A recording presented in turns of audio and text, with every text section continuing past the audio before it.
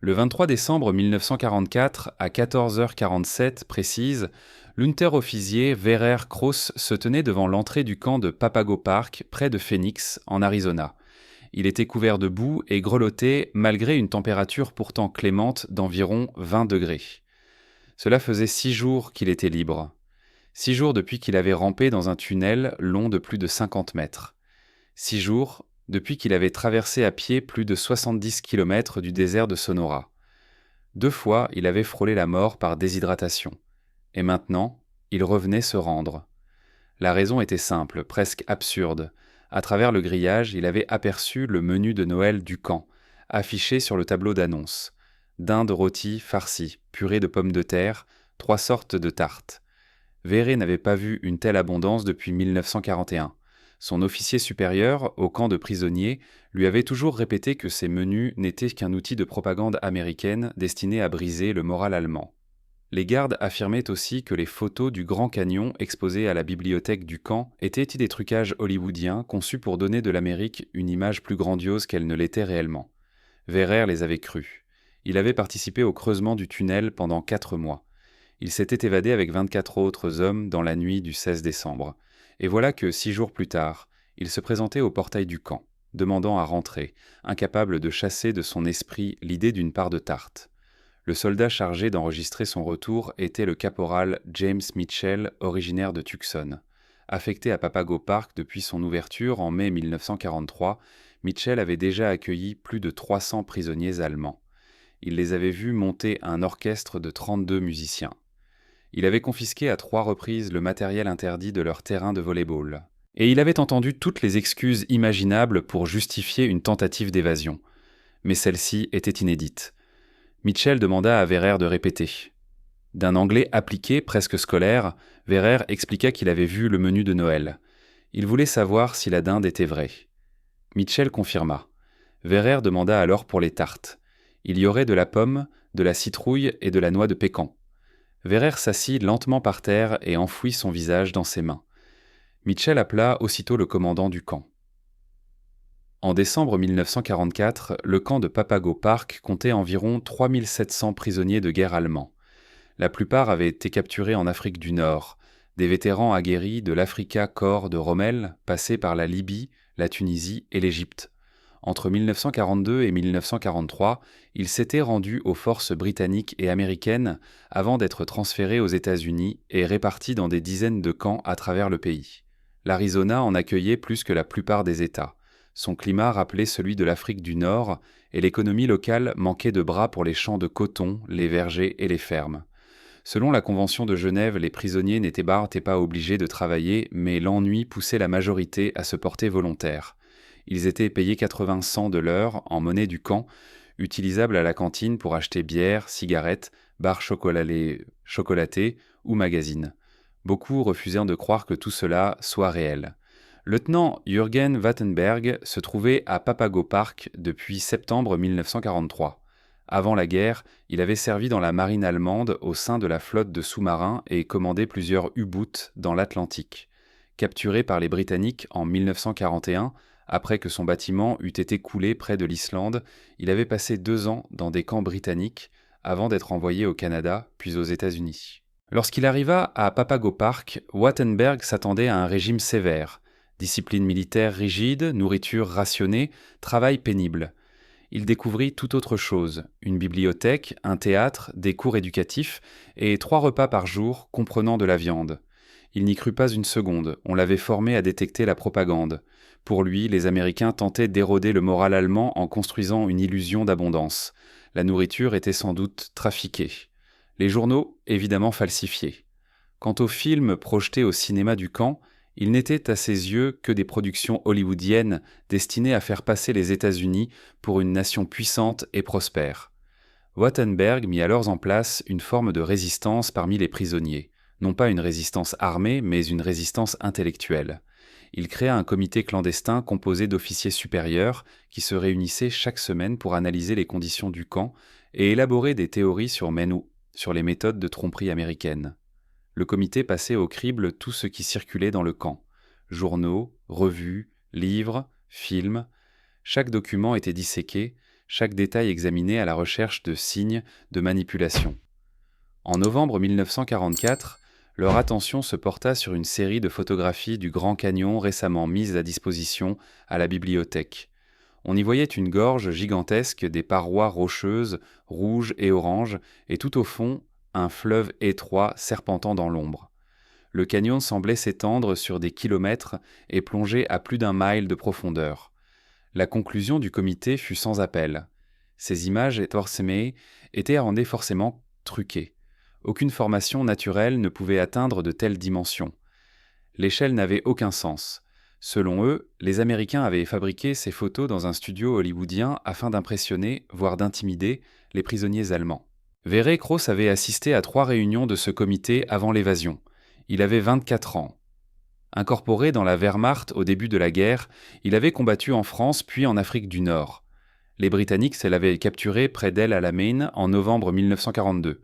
Il avait passé 6 mois dans un camp en Égypte avant d'être envoyé aux États-Unis en mai 1943. Il était arrivé à Papago Park en juillet. Wérer avait adhéré aux théories de Wattenberg parce que l'alternative lui semblait inconcevable. Si la nourriture était réelle, si cette abondance n'était pas une mise en scène, alors l'Allemagne était en train de perdre la guerre face à un adversaire disposant de ressources dépassant tout ce qu'il avait connu. Il préférait croire que les Américains mentaient. Le projet d'évasion prit forme au mois d'août. Wattenberg le proposa lors d'une réunion du comité. Le plan était d'une simplicité trompeuse. Creuser un tunnel depuis un des baraquements jusqu'à l'extérieur de l'enceinte. Sortir de nuit. Se disperser en petits groupes et rejoindre le Mexique. La frontière mexicaine se trouvait à environ 120 miles au sud de Phoenix. Une fois de l'autre côté, les évadés pourraient contacter des sympathisants allemands et organiser leur retour vers l'Europe. Wattenberg recruta 25 volontaires. Wérer se porta candidat sans hésiter. Le creusement du tunnel devait prendre 4 mois. Le travail se ferait exclusivement de nuit. La terre extraite serait dissimulée en l'étalant sur le terrain de volley-ball que les prisonniers avaient été autorisés à aménager. Les travaux commencèrent le 19 août. L'entrée du tunnel se trouvait sous une bonde d'évacuation des douches, dans le secteur Una. Chaque nuit, les prisonniers retiraient bloquer la grille, creusaient pendant 3 heures, puis remettaient tout en place avant l'aube. La terre était une argile sombre, typique de l'Arizona, qui contrastait fortement avec le sable clair du terrain de volley. Pour résoudre ce problème, ils humidifiaient de l'argile et la mélangeaient au sable avant de l'étaler. Une fois sèche, la surface prenait une teinte uniforme. À 2 reprises, les gardes inspectèrent le terrain sans rien remarquer d'anormal. Le 15 décembre, le tunnel atteignait près de 54 mètres de long et débouchait à plus de 4 mètres au-delà de la clôture du camp. Wattenberg fixa l'évasion à la nuit du 16 décembre. Les conditions étaient idéales. Aucune lune et une température fraîche autour de 13 degrés. À 21 heures, les 25 hommes se rassemblèrent dans le baraquement. Wattenberg rappela le plan une dernière fois. Chacun emportait une gourde, un petit paquet de vivres pris à la cantine, une boussole fabriquée à partir de lames de rasoir aimantées et une carte dessinée de mémoire à partir des documents consultés à la bibliothèque du camp. 3 prisonniers avaient même construit une embarcation pliable à partir de matériaux subtilisés à l'atelier. Leur intention était de descendre le Salt River, puis le Gila, rejoindre le Colorado et de là atteindre le golfe de Californie. Sur leurs cartes dessinées à la main, ces rivières apparaissaient comme de larges traits bleus censés représenter des voies navigables. Sur leurs cartes tracées à la main, de larges traits bleus indiquaient des rivières supposées navigables. L'évasion débuta à 22h30. Le premier homme s'engagea dans le tunnel. Le passage était étroit, à peine 60 cm de large et de haut. Il fallait ramper. Le premier évadé mit 14 minutes à atteindre la sortie, au-delà de la clôture. Il fallut près de 3 heures pour que les 25 hommes émergent tous et se rassemblent dans le désert, à l'extérieur du camp. Une fois dehors, Wattenberg divisa le groupe. Les 3 hommes chargés de l'embarcation pliable prirent la direction de l'ouest, vers le Salt River. Les 22 autres se séparèrent en petites équipes de 2 ou 3 et partirent plein sud en direction du Mexique. Wérer fit équipe avec un autre prisonnier, Klaus Becker. Ils avancèrent à travers le désert en s'orientant grâce à leur boussole et aux étoiles. Le premier signe de problème apparut à 4 heures du matin le 17 décembre. Cela faisait 5 heures qu'ils marchaient, et ils avaient qu'une parcouru une vingtaine de kilomètres. Ils cherchèrent de l'eau. D'après la carte, un ruisseau devait longer leur itinéraire. Ils trouvèrent bien son lit, mais il était complètement à sec. Ni boue, ni humidité, seulement de la roche rouge et du sable. Klaus inspecta le terrain et conclut qu'ils avaient trop dû se tromper de direction. Ils n'étaient sans doute pas au bon endroit. Werrer vérifia leur cap. Il était exact. Le ruisseau ne coulait tout simplement pas. Klaus proposa de continuer vers le sud, jusqu'au prochain cours d'eau indiqué sur la carte. Ils marchèrent encore 3 heures. Le second lit de rivière était lui aussi totalement asséché. À midi, leur gourde était en vide. La température atteignait environ 22 degrés. Rien d'extrême pour le désert, mais bien plus chaud qu'ils ne l'avaient imaginé. Ils s'étaient attendus à un hiver rigoureux en Arizona. À la place, l'air évoquait une journée douce d'automne. Ils s'abritèrent à l'ombre d'un affleurement rocheux et discutèrent de leurs options. Continuer vers le sud en espérant trouver de l'eau, ou bien rebrousser chemin jusqu'à la route qu'ils avaient traversée plus tôt et tenter d'arrêter un véhicule. Klaus voulait poursuivre. Werrer préférait revenir vers la route.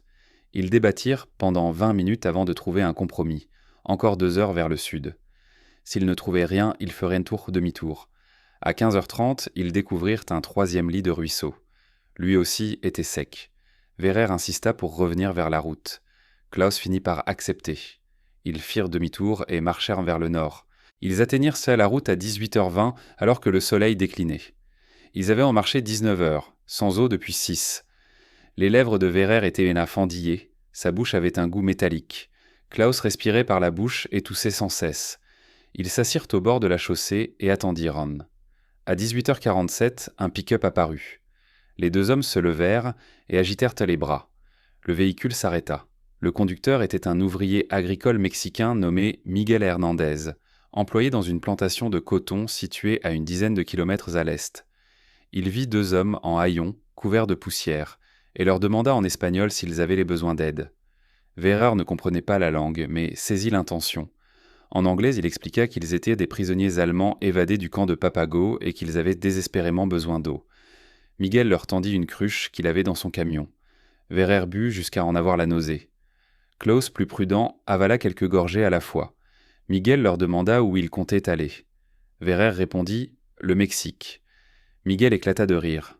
Il leur expliqua que la frontière se trouvait encore à plus de 160 kilomètres au sud. Il ajouta que le désert, à cette période de l'année, était pratiquement dépourvu d'eau, et que des hommes y mouraient régulièrement.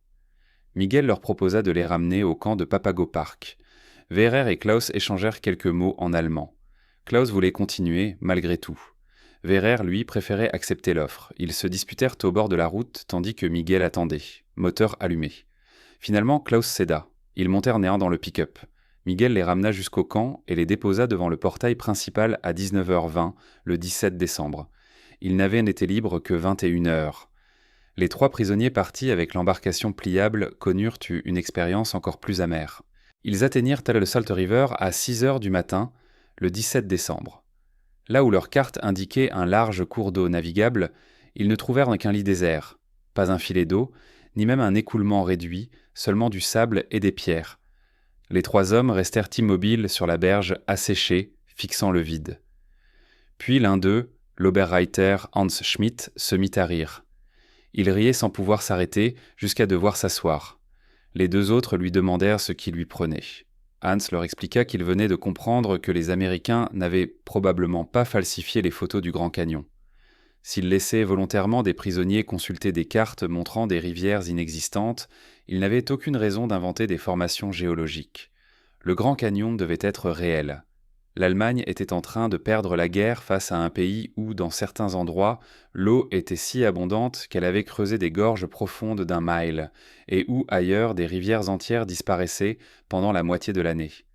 Les 3 hommes replièrent tard leur embarcation et prirent le chemin du retour vers Papago Park. Ils se rendirent à 14h30, le 17 décembre. Les gardes les interrogèrent sur le bateau. Hans expliqua leur projet. Les soldats éclatèrent de rire. L'un d'eux leur précisa que les rivières d'Arizona ne coulaient qu'en période de mousson. Décembre était la saison sèche. Le Salt River ne verrait pas d'eau avant le mois de juillet. Hans demanda alors si le Grand Canyon existait réellement. Le garde répondit que oui. Hans voulut savoir à quelle profondeur il descendait. Plus d'1 mile par endroit, lui dit-on. Hans s'assit et ne prononça plus un mot de la journée. Le 20 décembre, 19 des 25 évadés avaient été repris. La plupart s'étaient rendus d'eux-mêmes, à court d'eau ou de nourriture.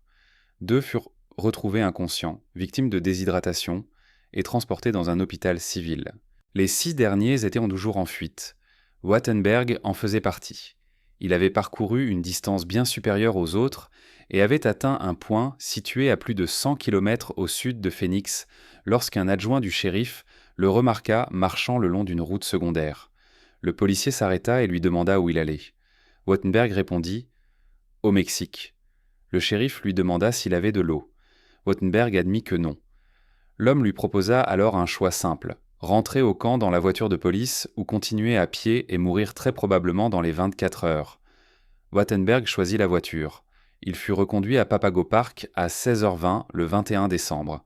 Vérer avait passé 3 jours de retour au camp lorsqu'il aperçut le menu de Noël. Il avait été affiché le 23 décembre. En passant devant le réfectoire, Vérer s'arrêta net pour le lire. Dinde rôtie, 8 kilos pour 100 hommes, purée de pommes de terre et sauce, patates douces gratinées au marshmallow, haricots verts, sauce au canneberge, petits pains beurrés, tartes aux pommes, à la citrouille et à la noix de pécan, café avec de la vraie crème et du sucre. Vérer lut le menu 3 fois. Il cherchait des signes de mensonge, des portions exagérées, des ingrédients impossibles, une promesse trop belle pour être vraie. Mais les quantités correspondaient à ce qu'il recevait depuis 16 mois. Les ingrédients figurèrent déjà parmi les produits vendus à la cantine. Ce menu semblait authentique. Vérer retrouva Klaus et le lui montra. Klaus affirma que c'était évidemment de la propagande, destinée à humilier ceux qui avaient tenté de s'évader. Vérer n'était pas d'accord. Il rappela que les repas ordinaires du camp comprenaient déjà viande, légumes, pain et dessert. Celui-ci n'était que légèrement supérieur à la normale. Klaus répliqua que la nourriture quotidienne était elle aussi une illusion soigneusement entretenue. Vérer posa alors une question simple. Comment les Américains pouvaient-ils entretenir une opération de propagande capable de nourrir près de 3700 prisonniers avec 3 vrais repas par jour pendant 18 mois?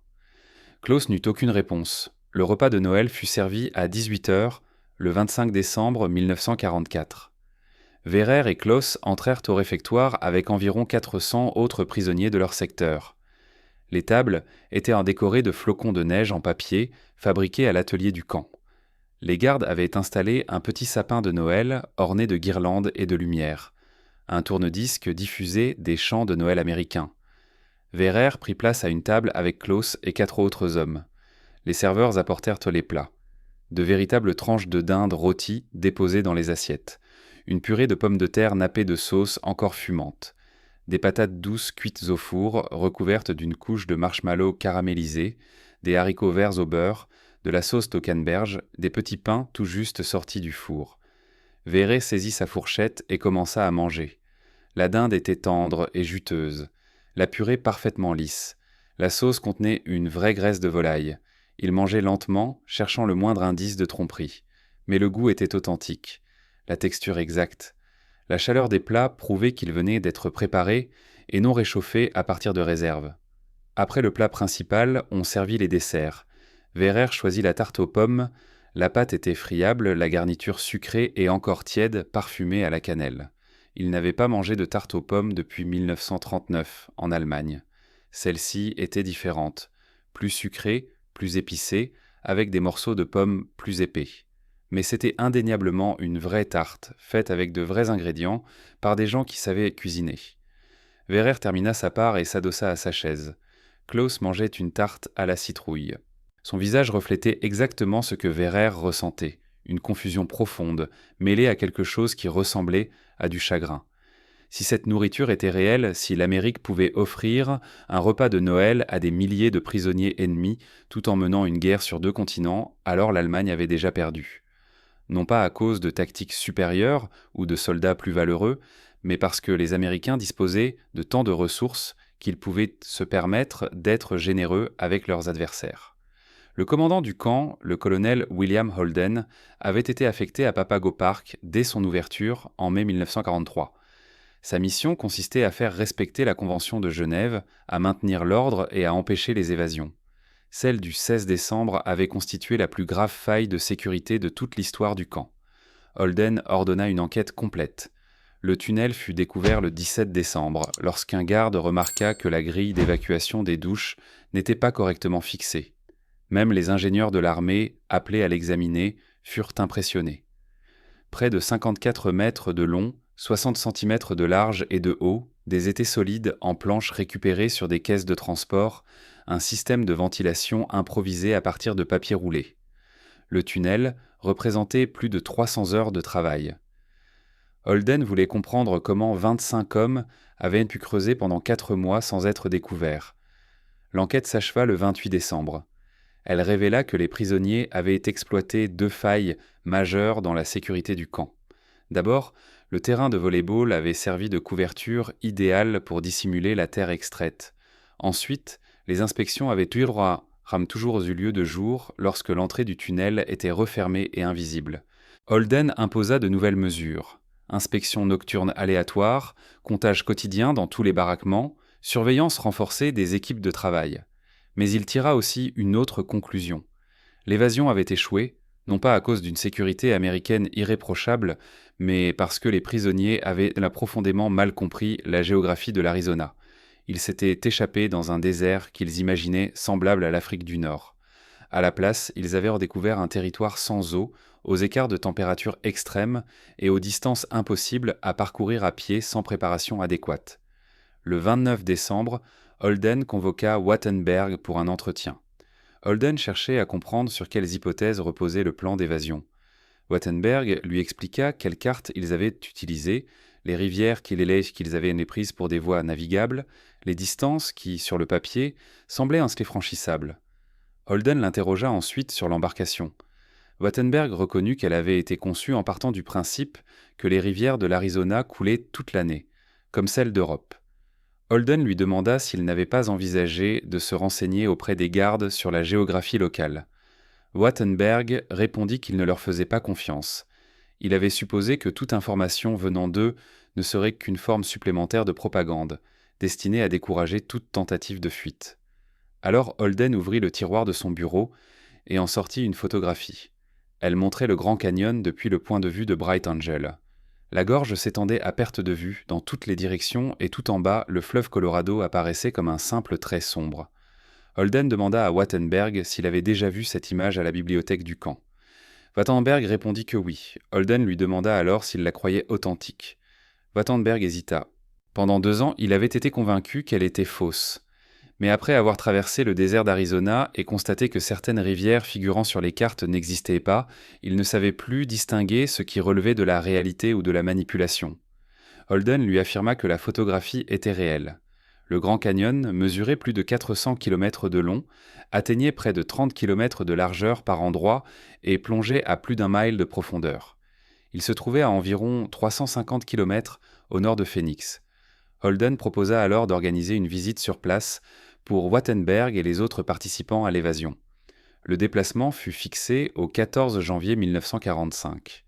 23 des 25 hommes acceptèrent, 2 refusèrent, déclarant qu'ils ne souhaitaient pas voir la propagande américaine de leurs propres yeux.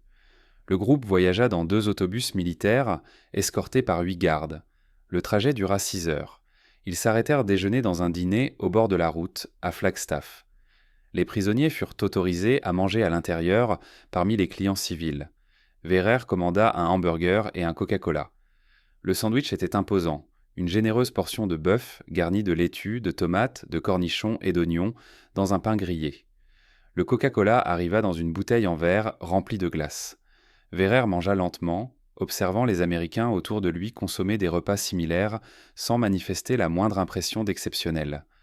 À la table voisine, une famille avait commandé des steaks. Le père découpait un morceau de viande qui devait peser au moins 300 grammes. Les enfants buvaient des milkshakes. Wehrer n'en avait pas vu depuis avant la guerre. Ils atteignirent le Grand Canyon à 15h40. Les bus se garèrent sur le parking du rebord sud. Les prisonniers descendirent et s'approchèrent du bord. Wehrer s'avança jusqu'au vide et regarda en contrebas. Le canyon était réel. Les photographies n'en rendaient pas l'ampleur. La profondeur défiait toute logique. Les couleurs étaient plus intenses que sur n'importe quelle image. Rouge et orangé, strates de blanc, d'ocre et de violet. Le Colorado serpentait au fond, plus d'un mile en dessous. Verrer distinguait des formations rocheuses évoquant des temples ou des pyramides, et les ombres révélaient des canyons secondaires s'enfonçant dans la masse principale. Il resta immobile au bord du précipice pendant 11 minutes. Klaus se tenait à côté de lui. Klaus pleurait, sans sanglots, simplement des larmes silencieuses coulant sur son visage. Verrer lui demanda ce qui n'allait pas. Klaus répondit que tout allait bien. Il comprenait simplement, pour la première fois, que l'Allemagne avait perdu la guerre. Pas une bataille, pas un territoire. La guerre entière, de façon définitive. Parce qu'un pays capable de transformer une formation géologique d'une telle ampleur en parc national, puis d'y conduire des prisonniers ennemis à des fins éducatives, n'était pas un pays que l'Allemagne pouvait vaincre. Verrer demanda alors à Klaus s'il pensait que les Américains avaient créé le Grand Canyon. Klaus éclata de rire. Il dit simplement « Évidemment, le canyon est une formation naturelle, mais le fait de l'avoir préservé, protégé, puis rendu accessible au public, ça, ce n'est pas naturel. C'est une décision que seule une nation riche peut se permettre. » Un peu plus loin, à une vingtaine de mètres, Wattenberg restait immobile, les yeux perdus dans l'immensité du vide. Holden s'approcha et lui demanda ce qu'il en pensait. Wattenberg répondit que le canyon était impressionnant. Holden lui demanda alors s'il croyait toujours que les photographies étaient les fausses. Wattenberg admit qu'il s'était trompé. Holden voulut savoir ce qui l'avait convaincu. Wattenberg désigna un panneau installé près du rebord. Il expliquait l'histoire géologique du canyon, des couches de roches vieilles d'environ 1,8 milliard d'années, sculptées par le fleuve Colorado sur une période de 5 à 6 millions d'années. Wattenberg déclara qu'aucune entreprise de propagande ne s'embarrasserait de chronologie géologique aussi longue et surtout incompatible avec une vision historique simplifiée. Ce panneau n'avait rien de politique, il relevait clairement de l'enseignement scientifique. Le canyon était donc réel. Et pour une fois, les Américains avaient dit la vérité. Le groupe rentra à Camp Papago Park à 23h30. Les gardes s'attendaient à voir des prisonniers abattus, écrasés par la démonstration de richesse naturelle et de puissance américaine. Ils furent surpris. Beaucoup semblaient au contraire animés d'une énergie nouvelle. Verrer expliqua à l'un des gardes que la visite avait résolu une question essentielle.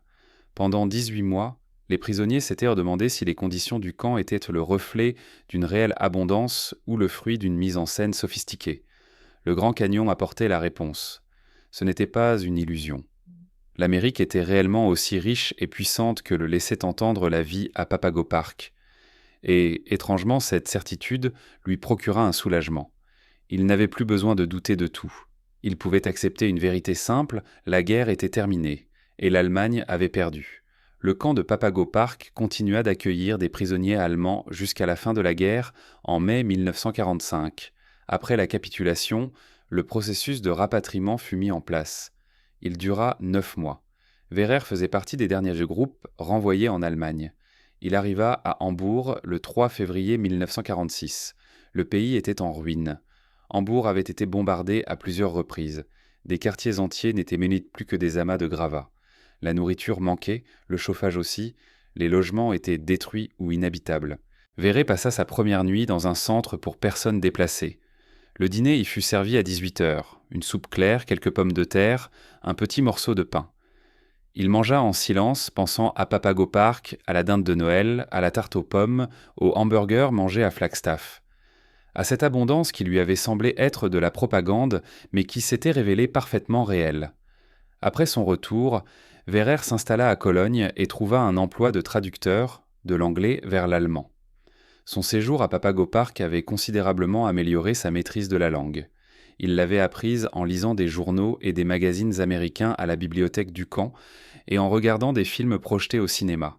En 1948, il fut recruté par l'administration américaine d'occupation comme agent de liaison. Il aidait les civils allemands à naviguer dans la bureaucratie américaine durant la reconstruction. Il excellait dans ce rôle car il comprenait la manière de penser des Américains. Il les avait observés pendant 2 ans, les avait étudiés, s'était demandé sans cesse s'ils lui mentaient. Il en avait conclu qu'en général, non. Il ne mentait pas. Il vivait simplement dans un monde d'abondance que les Allemands avaient du mal à concevoir. En 1952, Verrer déposa une demande d'immigration vers les États-Unis. Elle fut acceptée l'année suivante. Il arriva à New York le 12 août, puis prit le train pour Phoenix, en Arizona. Il voulait revoir le site de Camp Papago Park. Le camp avait été désaffecté en 1946. La plupart des bâtiments avaient été démolis. Le terrain avait été rendu à la ville de Phoenix. Verrer retrouva l'endroit exact où se dressait autrefois son baraquement.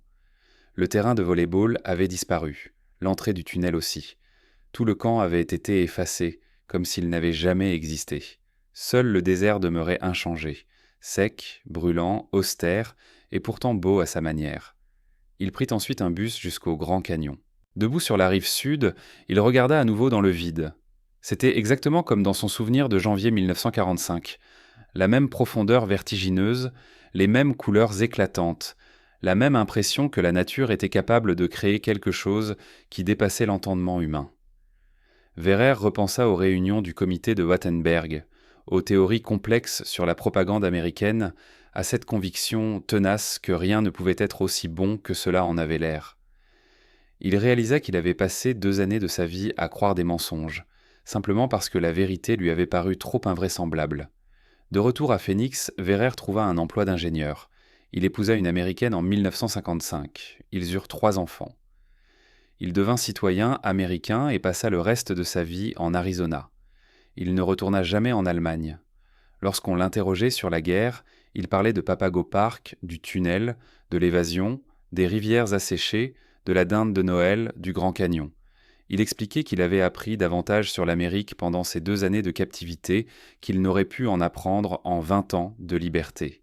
Il avait compris que l'abondance n'était pas une illusion, que la générosité n'était pas une faiblesse, et qu'un pays pouvait se permettre de bien traiter ses ennemis parce qu'il possédait tant de ressources que le partage ne créait pas de manque. Verrer Cross mourut le 17 mars 1994 à Phoenix, en Arizona. Il avait 74 ans. Sa nécrologie mentionnait son service dans la Wehrmacht, son internement à Papago Park et sa carrière d'ingénieur. Elle ne parlait ni du tunnel, ni de l'évasion, ni du menu de Noël.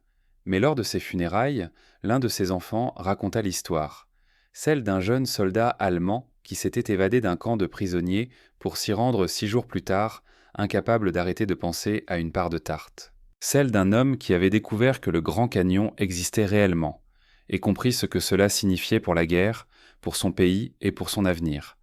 Celle d'un prisonnier devenu citoyen après avoir vu à la fois le pire et le meilleur de l'Amérique et avoir choisi de croire que le meilleur était réel. Ainsi, Verrer Cross ne disparut pas dans le silence.